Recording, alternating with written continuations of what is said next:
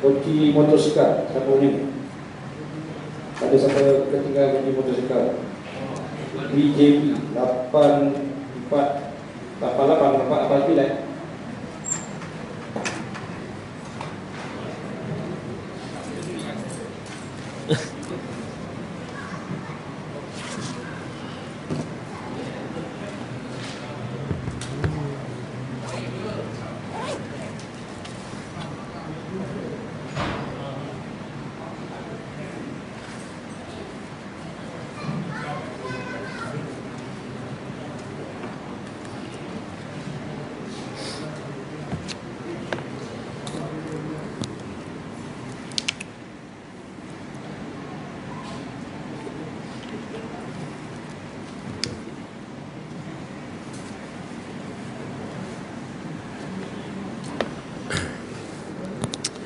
أستغفر الله العظيم أستغفر الله العظيم أستغفر الله العظيم أستغفر الله العظيم الذي لا إله إلا هو الحي القيوم وأتوب إليه أعوذ بالله من الشيطان الرجيم بسم الله الرحمن الرحيم السلام عليكم ورحمة الله وبركاته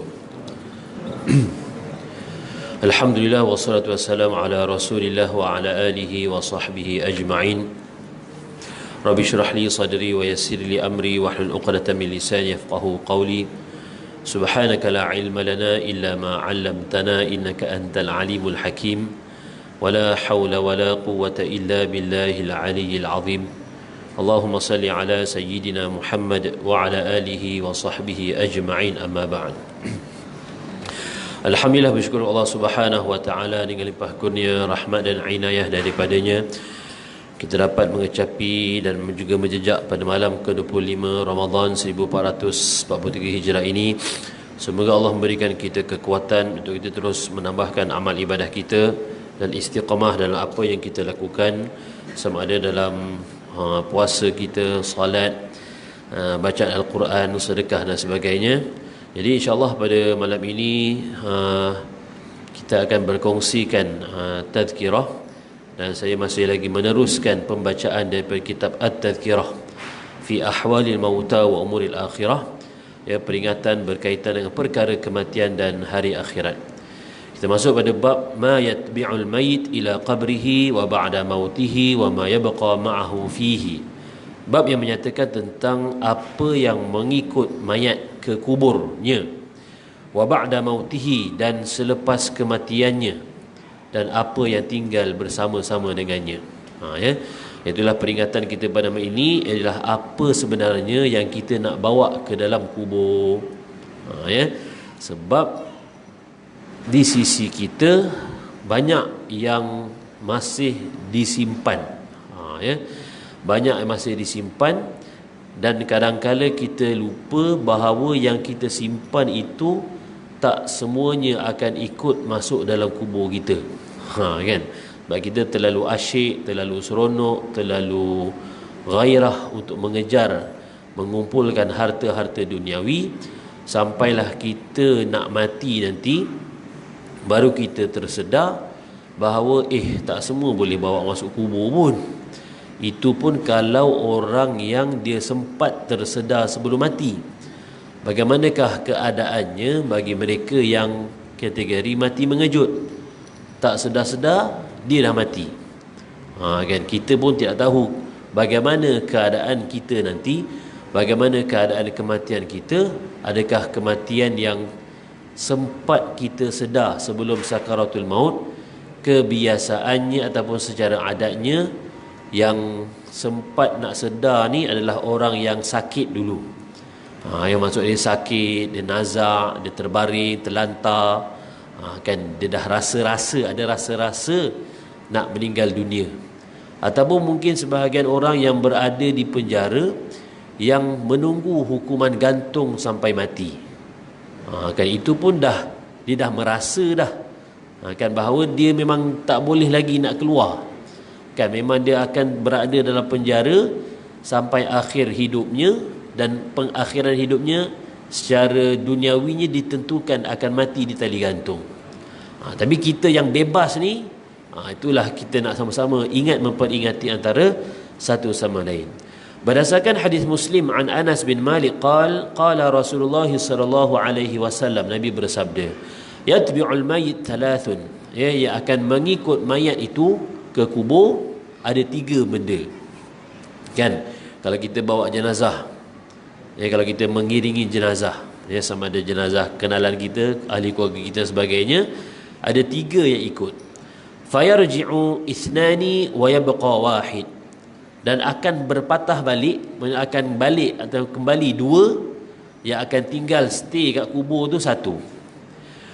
Yatbi'u ahlahu wa malahu wa amaluh, yang akan ikut dia sekali ke kubur ialah ahli keluarganya dan harta-hartanya dan juga amalannya. Kan? Jadi kalau kita pergi ke kubur, kalau kita masih hidup, kita akan nampak yang akan mengiringi dia ke kubur tu di kalangan sanak saudaranya, ibu, ayah, mungkin adik-beradik, anak-anak, kan, akan ikut sama-sama pergi kubur. Tapi ada tak dia nak masuk kubur sama-sama? Tak ada, kan. Walaupun berjanji semasa hidupnya nak sehidup semati, tak akan ada yang nak masuk kubur sama-sama. Kan, siapa mati dulu, dialah yang masuk dulu. Kan, ya. Baik. Dan juga mal, hartanya, mungkin kenderaannya lah.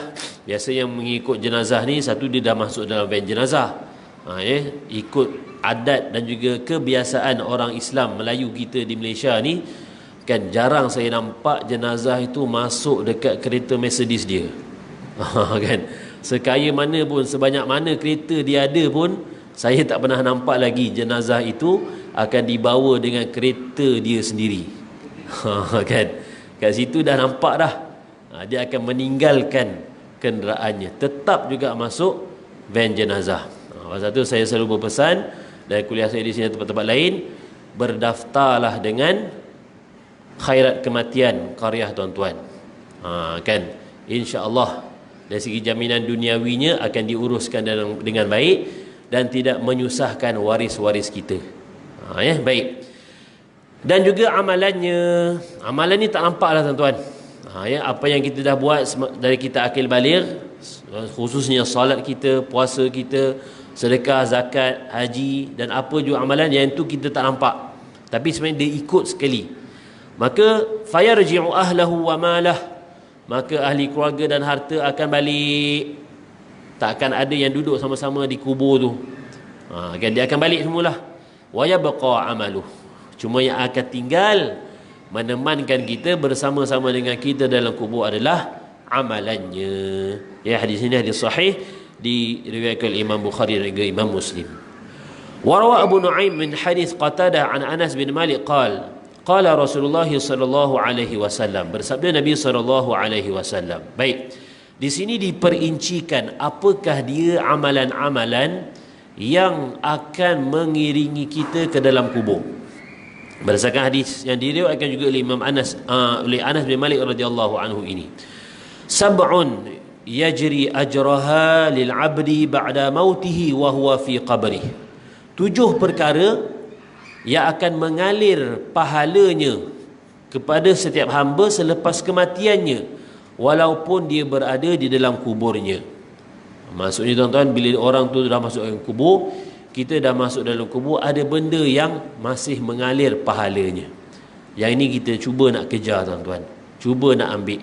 Kalau tak boleh buat ke 7 perkara pun, sekurang-kurangnya 1 perkara tu kita boleh buat.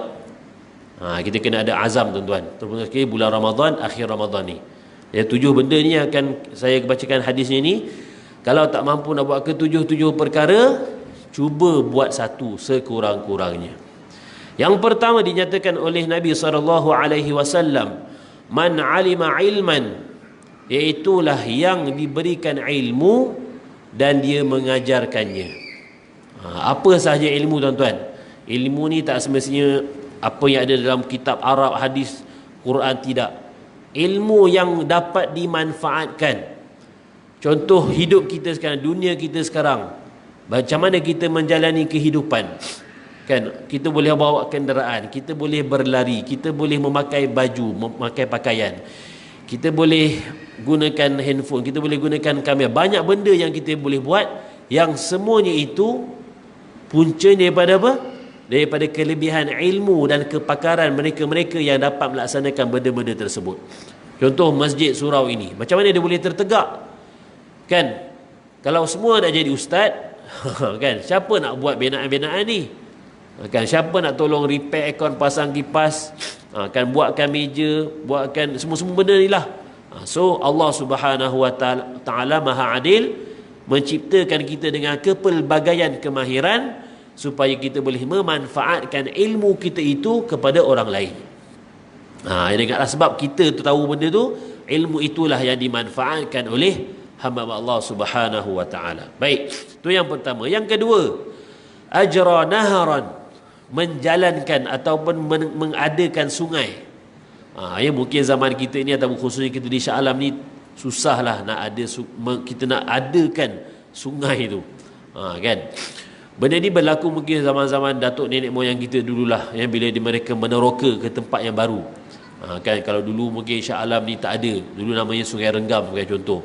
Ada orang yang meneroka dulu, macam di kampung-kampung kita, kampung asal kita, mungkin di Kuala Selangor, di Bagan Datuk atau di mana sahaja, dulu tak ada perumahan pun, tak ada penempatan pun kat situ.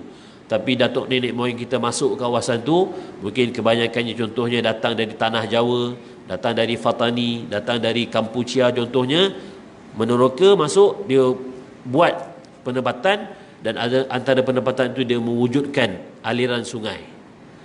Kan, dan sungainya itu dapat dimanfaatkan orang untuk menggunakannya, sama ada untuk mandi, untuk basuh pakaian, untuk minum dan sebagainya. Yang ketiga, au hafara bi'ran, atau dia menggali apa tuan-tuan? Menggali bi'ran, perigi. Kan, zaman sekarang pun mungkin benda tu tak ada secara zahir, kita gali perigi keluar, sebab sekarang kita buka paip je. Kan, jadi sekurang-kurangnya, sebagai contoh lah tuan-tuan, kalau orang yang bekerja dengan air Selangor, kan, walaupun kadang-kadang Selangor ni tak ada air, kan, tapi alhamdulillah sejak akhir-akhir ini dah jarang tak ada air, dapatlah merasai kenikmatan air itu tuan-tuan. Sekurang-kurangnya mereka kan, yang bekerja dengan air Selangor ni contohnya, dia tolong betulkan paip, dia tolong salurkan air dari empangan, daripada sungai ke empangan. Maksudnya ada dengan ilmunya itu, dengan kepakarannya itu, dengan khidmatnya itu, dapat mengalirkan air ke dalam setiap rumah orang di negeri Selangor ni khususnya.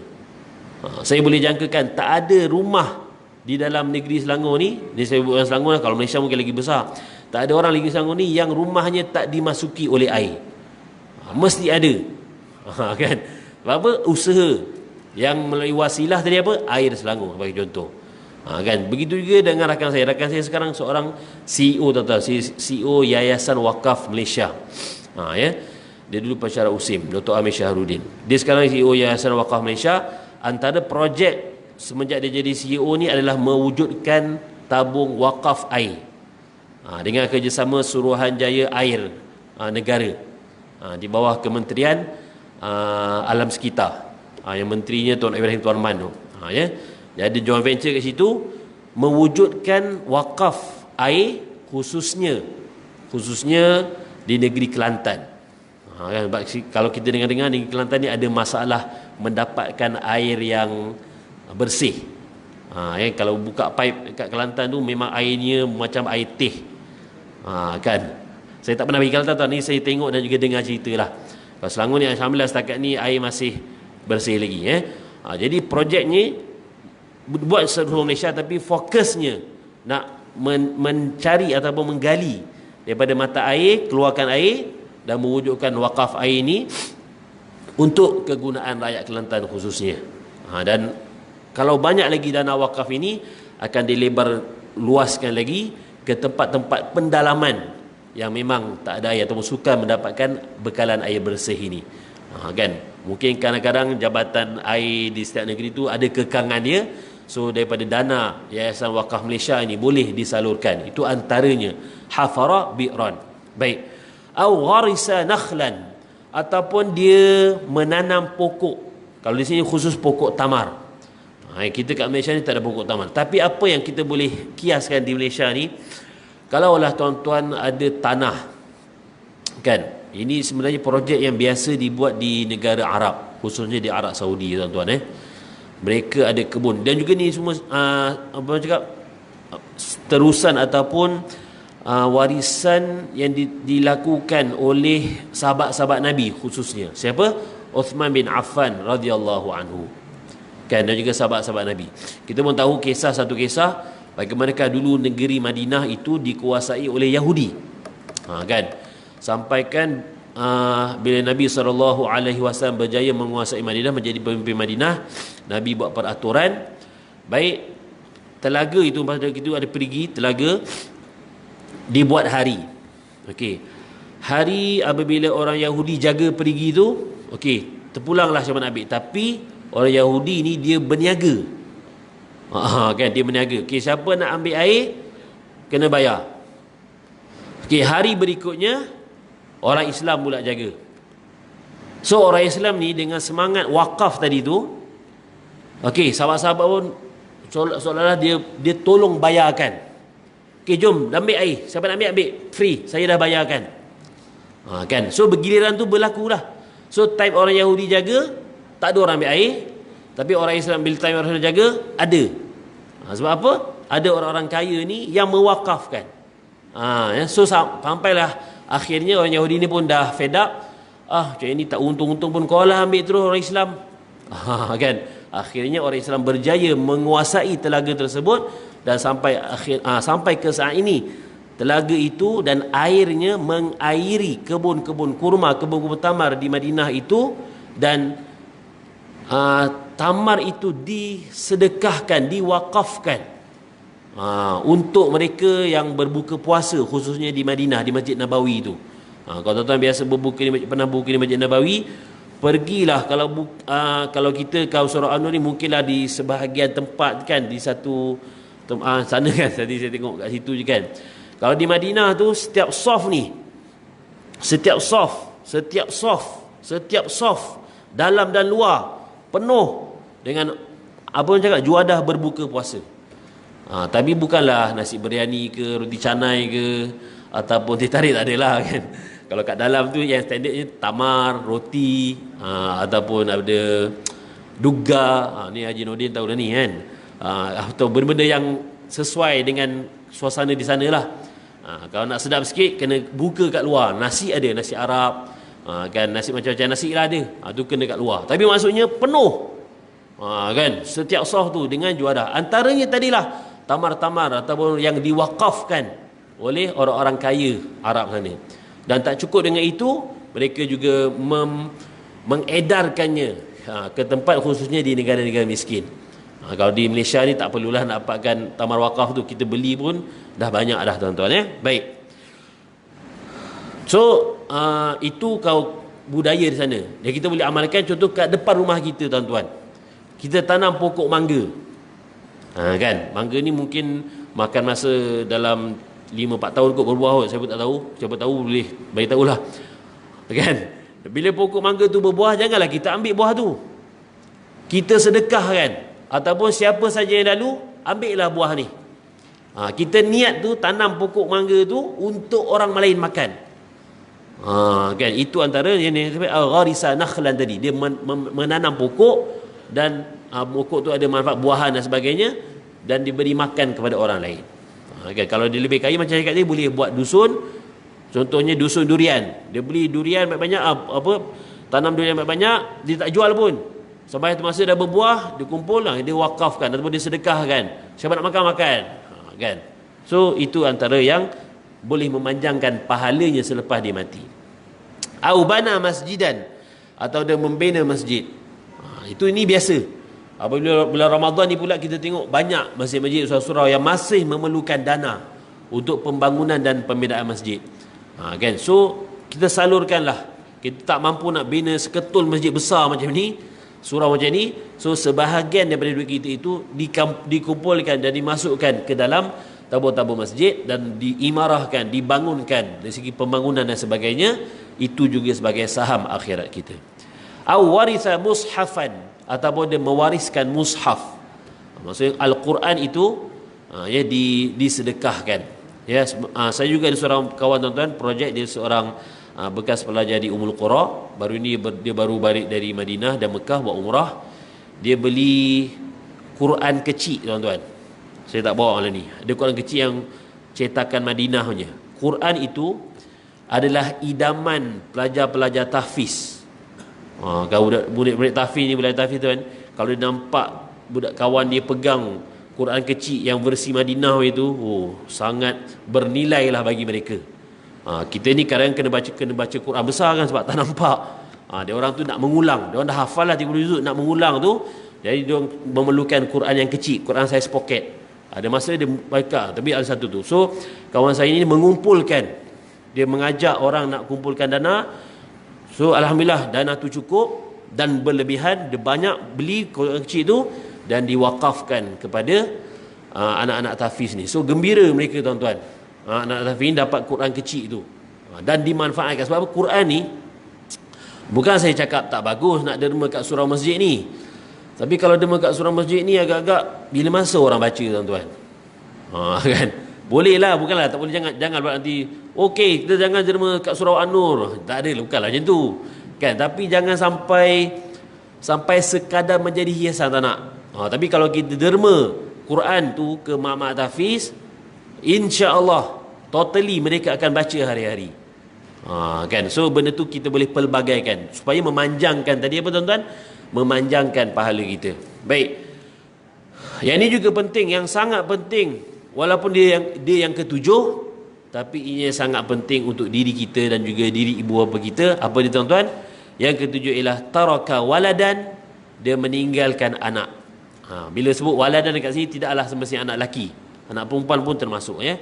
Taraka waladan yastaghfir lahu ba'da mautihi, yang akan memohonkan ampun untuknya selepas kematiannya. Kan? So inilah harta yang bernilai. Tadi kita dah bina masjid, kita dah tanam pokok dan sebagainya. Tetapi harta yang paling bernilai di dalam penutup hadis ini adalah anak yang soleh yang akan memohonkan ampun untuknya selepas kematiannya. Kan selalu kita doa, Allahumma ighfirli dhunubi wa liwalidayya warhamhuma kama rabbayani saghira. So kita boleh menjadi anak yang soleh tersebut, yang terus mendoakan untuk ibu dan ayah kita, dan kita mengharapkan dan didiklah, ingatlah kepada anak-anak kita supaya mereka juga akan mendoakan kita selepas kematiannya. Kerana dalam satu penutup hadis Nabi SAW ada dinyatakan bahawa innaka latasaddaq an mayyitika bisadaqatin, ya, sekiranya engkau bersedekah untuk mayat engkau ataupun untuk sesiapa yang kau sayang, kan, ibu ayah kita bersedekah atas namanya. Contoh apa-apa yang dalam Ihya Ramadan ni, kan, kita sedekah untuk ayah kita sedekah untuk ibu kita, sedekah atas nama abang kita, kakak kita, siapa yang dah meninggal dunia, kita sedekah ke atas nama mereka. Fayaji'u biha malakun minal malaikah, maka akan datang malaikat ini fi atbaqi min nur, akan dibawakan dulang daripada cahaya. Fayaqumu ala ra'sil qabri fayunadi, maka dia akan berdiri di kepala kubur. Kan, di kepala kubur jenazah tu, dah dalam kubur lah. Fayunadi, dan dia akan memanggil, ya sahibal qabril gharib, wahai penghuni kubur yang aku pun tak kenal kau sebenarnya, kan. Ahlik qad ahdu ilaika hadhihi alhadiyah faqbilha. Ahlaka ahli ni mancukkan ni, ahlaka, ahli keluarga engkau, anak-anak engkau, ibu ayah, adik beradik, anak-anak kau, qad ahdu ilaika, dah hadiahkan sesuatu kepada engkau, faqbilha, maka terimalah hadiah ini. Qal, maka berkatalah, fayadkhulaha ilaihi fi qabrih, maka dulang yang penuh dengan cahaya itu, iaitulah sedekah bacaan Al-Quran, sedekah wakaf, sedekah apa saja yang disedekahkan atas nama jenazah tadi, atas nama si mati tadi, masuk ke dalam kubur itu, fayafsah lahu fi madakhilihi, dan meluaskan kubur tersebut, wa yunawwir lahu fihi, dan menerangkan cahaya dalam kubur tersebut, fayaqul jazallahu ahli anni khairal jaza, aku sangat-sangat berterima kasih kepada ahli keluarga aku hanya di atas kurniaan sedekah ini. So kalau kita baca Quran, kita niatkan, aku hadiahkan pahala bacaan ini untuk ibu dan ayah aku yang telah meninggal dunia. Bila kita sedekah, aku sedekahkan pahala ini untuk ibu dan ayahku, untuk adik-beradikku, untuk abang kakakku yang telah meninggal dunia. So benda tu akan bertukar kepada dulang emas tadi atau dulang cahaya tadi, yang akan melapangkan kubur mereka yang telah meninggal dunia di kalangan ahli keluarga kita, memberikan cahaya kepadanya, dan mereka sangat berterima kasih. Kerana itu tuan-tuan, sebahagian orang mendapat orang cakap mendapat feedback daripada mereka yang telah meninggal dunia. Apa feedbacknya mereka tuan-tuan? Alhamdulillah, dalam mimpinya, kan, mungkin sebelum itu mereka mimpi ayahnya itu macam duduk dalam gelap, ayahnya itu tapi alhamdulillah bila dia buat amalan-amalan yang dipanjangkan sedekah kepada ibu dan ayahnya ini, maka mimpinya pada malam itu dia nampak ayahnya bercahaya, ayahnya seolah-olah senyum kepadanya, ayahnya kadang-kadang memeluk dia. Kita tak akan dapat berbicara dengan orang mati tuan-tuan. Itu adalah sesuatu yang mustahil berlaku. Kita tak akan, tapi bayangannya itu ataupun dia akan datang dalam bentuk, dalam keadaan mimpi macam tu. Tapi dia tak akan, kita tak boleh berbual macam tu, tak ada. Dia akan, contoh mendatang tadi, dia pakai jubah putih, dia bercahaya, dia senyum. Itu semua petanda-petanda yang baik lah. Kan? Antara tadi apa? Sebab kita ada sedekahkan atas nama mereka. Fayaqul li zayqi dhalikal qabri, berkatalah kawan sebelah dia yang tak dapat pun apa-apa hadiah daripada anak-anaknya ini, tak ada pun anak nak bacakan Fatihah untuk dia, tak ada pun anak nak sedekah untuk dia, lam akhlif li waladan, aku ni tak dapat apa-apa pun dari anak aku, wala ahadan, dan tak ada siapa pun kawan-kawan yang ingat kepada aku, ya, fa huwa mahmum, dia akan rasa sedih, dan yang gembira tadi akan terus gembira, ya. Walaupun hadis ini hadis dhaif, tapi kita boleh mengambil manfaatnya tuan-tuan, khususnya kita yang tiada khilaf adalah sedekah pahala bacaan Al-Fatihah, Al-Quran dan wakaf apa semuanya kepada ibu dan ayah kita, dan kepada adik-beradik kita, kepada anak-anak kita. Itu secara muktamadnya tiada khilaf, benda tu sampai. Yang ada khilaf ni kalau orang yang tiada pertalian dengan kita, dia cakap sampai, dia tak sampai. Tapi yang penting tuan-tuan, kita cuba beramal untuk diri kita, dan juga kalau ada pahalanya, kita niatkan disampaikan, disedekahkan kepada mereka yang ada hubungan satu rahim dengan kita. InsyaAllah Allah tu maha murah, Allah tu maha adil, dan kita sendiri berusaha untuk menjadi hamba Allah yang terbaik. So berusahalah sebaik-baiknya agar kita ini menjadi orang yang sentiasa menyambungkan silaturahim, ya, sama ada dengan kita melakukan amal-amal saleh untuk diri kita, dan juga amal-amal saleh yang berkaitan dengan hubungan kita sesama manusia. Semoga Allah mengampunkan dosa-dosa kita dan membebaskan kita daripada api neraka Allah Subhanahu wa taala, melapangkan dan memberikan cahaya dalam kubur kita atas sebab amalan yang kita lakukan dengan penuh ikhlas kepada Allah Subhanahu wa taala. Maka cukup sekadar itu. Saya mohon ampun dan maaf atas segala kata kerana segala kesempurnaan dari Allah Subhanahu wa taala. Aqulu qawli hadza wa astaghfirullah al-azim li wa lakum. Assalamu alaikum warahmatullahi wabarakatuh. A'udzu billahi minasyaitonir rajim. Bismillahirrahmanirrahim. اللهم نور قلوبنا بنور هدايتك كما نورت الأرض بنور شمسك أبدا أبدا برحمتك يا أرحم الراحمين. رب زدنا علما نافعا وارزقنا فهما واسعا. وصلى الله على سيدنا محمد وعلى آله وصحبه وسلم والحمد لله رب العالمين. تسبح كفارة. سبحانك اللهم وبحمدك أشهد أن لا إله إلا أنت أستغفرك.